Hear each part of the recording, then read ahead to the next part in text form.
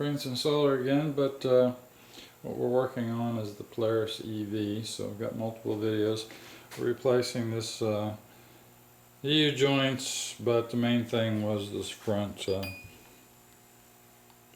yoke, which was getting wobbly because the splines were messing up. This is a Caltric, and you can buy a OEM if you prefer, from Polaris.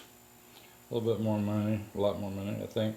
Anyway, all it takes to do these is you need a something that will push through, that fits reasonably well. So you take one of these ends off, you get it started, push it in, and you hold the body inside. So when you get one side in, then you push the other side in, and as it starts to go in, you slide the center over to that side, and then you bring them together. Get them in and put the clips. Oops, the clips are over here, and you can see where the clips go on the inside, and that keeps the pieces from coming out. And then there's your pin, roll pin, or whatever you want to call it, spring pin or roll pin. And then to drive that in, you need something of the right size. See, that's the perfect size for the pin. It barely fits in there. So you drive your pin in, and then that goes right through the spline on the front differential. Holds it.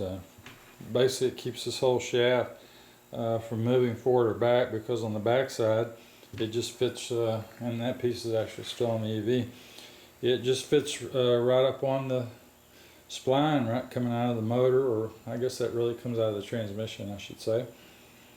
And so there's nothing in the back to locate the yoke on the back, which has the disc on it for the brake and all that. This is the part that locates the whole shaft and keeps it in proper position, is the front yoke, not the rear. So I guess you could do it either way, but this is just the way they did it. And then the front one, I noticed it had a grease zerd on it, where the rear one didn't.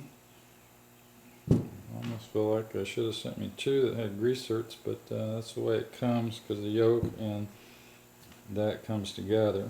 Or that one, I mean, came together. And then this was just a separate yoke, and they sent me a slightly different one. At any rate, it's the right size and everything. I would rather have them both grease zerts. So if you buy these, I try to make sure that you got ones with grease zerts on. So that's all there is to it.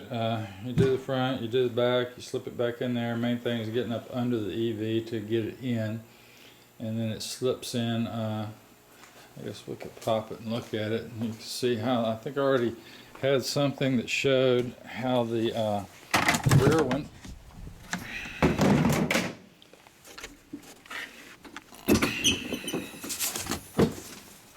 fits down on there, as you can see.